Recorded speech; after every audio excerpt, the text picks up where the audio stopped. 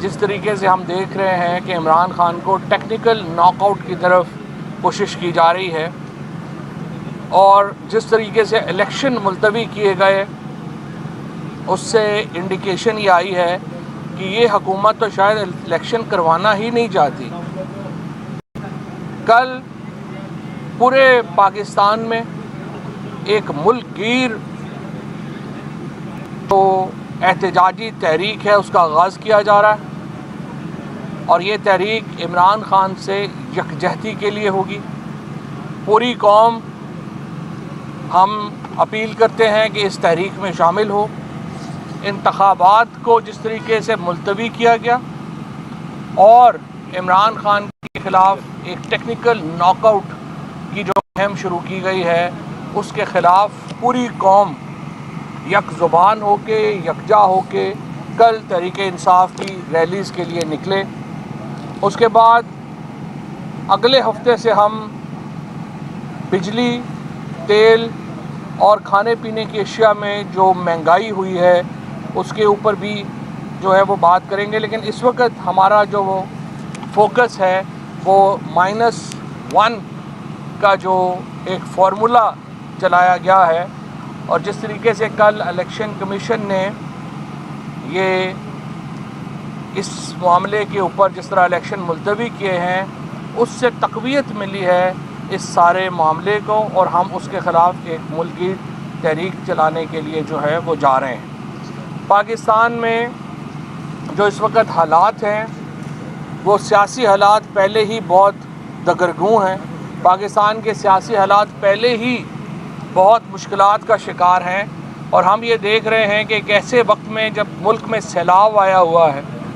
جب پاکستان کا ایک بہت بڑا حصہ پانی کے نیچے ہے، اس وقت عمران خان کے خلاف ٹیررزم کے کیسز کیے جا رہے ہیں، ان کے خلاف مقدمے بنا کے ان کو نااہلی کی طرف لے جانے کی کوشش کی جا رہی ہے، اور ملک کو انتخابات سے دور کرنے کی کوشش کی جا رہی ہے۔ جن حلقوں میں انتخابات ملتوی کیے گئے ان میں سے کسی حلقے میں بھی سیلاب نہیں تھا، اور اس کے بعد جو ڈرامہ کیا، جس طرح آپ نے دیکھا بلاول بھٹو نے، کہ انہوں نے اپنی ہی حکومت جس کی سفارش کے اوپر، جس کی رپورٹ کے اوپر الیکشن کمیشن نے انتخابات ملتوی کیے، وہ کہہ رہے ہیں جی الیکشن نہیں ملتوی ہونے چاہیے۔ تو آپ کیا اس وقت سو رہے تھے جب کہ آپ کی حکومت یہ لیٹر لکھ رہی تھی، یا آپ یہ ڈرامہ کر رہے ہیں؟ ہماری نظر میں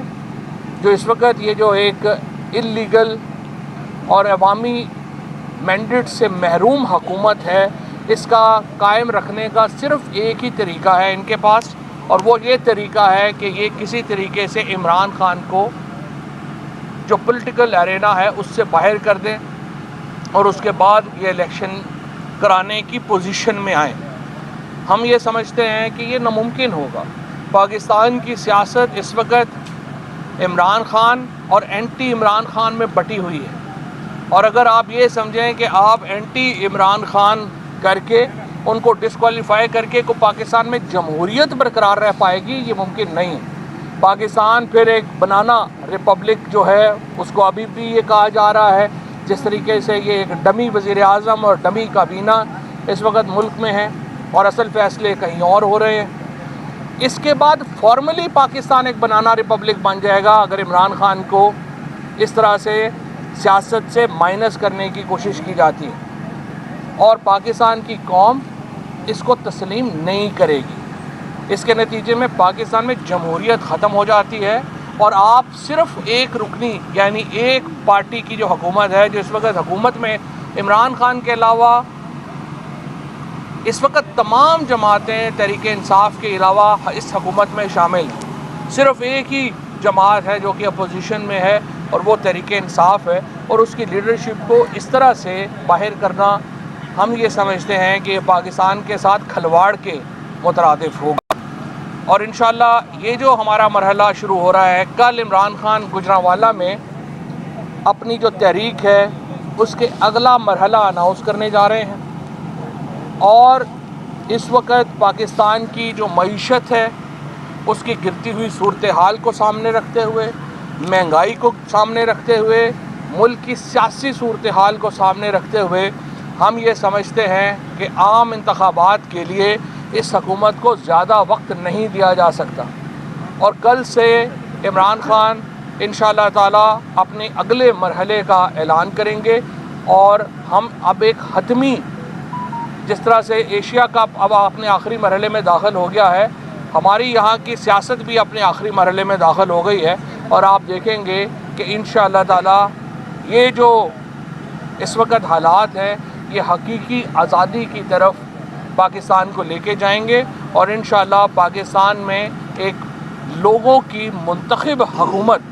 پاکستان کا اقتدار سنبھالے گی۔ شکریہ۔ تو فواد صاحب یہ بتائیے گا، کل جو ہائی کورٹ کا فیصلہ آیا ہے اس پر کیا کمنٹس کریں گے، اور کیا سمجھتے ہیں کہ خان صاحب کو معافی مانگنی چاہیے، انہوں نے بیان دیا ہے؟ دیکھیے بات یہ ہے، ہم نے اپنے جواب میں واضح کر دیا ہے، کافی حد تک اس میں معاملات جو ہیں وہ واضح کر دیے ہیں۔ جج صاحبان کو مطمئن کرنا وکیلوں کا کام ہے، اور وہ وکلا جو ہے وہ اس بارے میں اپنا اگلا لائے عمل جو ہے جو بھی اختیار کریں گے وہ وکلا نے کرنا ہے۔ سیاست جو ہے اس کا فیصلہ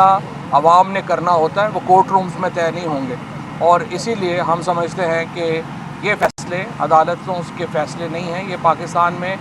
جو بیلٹ کا فیصلہ ہے وہ پاکستان کے عوام نے کرنا ہے۔ فواد بھائی کیا کہیں گے، آج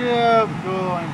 وزیر اعظم شہباز شریف صاحب بھی اسلام آباد ہائی کورٹ آئے، جو مسنگ پرسنس کا معاملہ ہے بڑے ہی معصوم بننے کی کوشش کی ہے، کیا سمجھتے نہیں ہے کہ صرف انہوں نے بھی ٹائم گیننگ لینے کی کوشش کی ہے، 2 مہینوں کی مہلت لے لی عدالت سے؟ سب سے پہلے تو میں بڑی مذمت کرنا چاہتا ہوں، آج جس طرح سے شہباز شریف صاحب کے جو سیکیورٹی اسٹاف ہے اس نے جو صحافیوں کے ساتھ بدتمیزی کی، اور ایک صحافی جو ہے وہ تو ان کو گاڑی کے نیچے ہی دے دیا گیا، دوسرے کو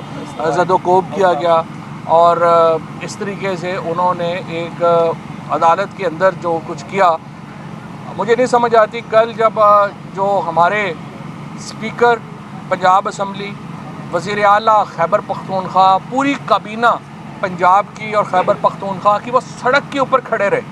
اور رجسٹرار صاحب نے بقول پولیس کے اجازت نہیں دی ان کو اندر آنے کی،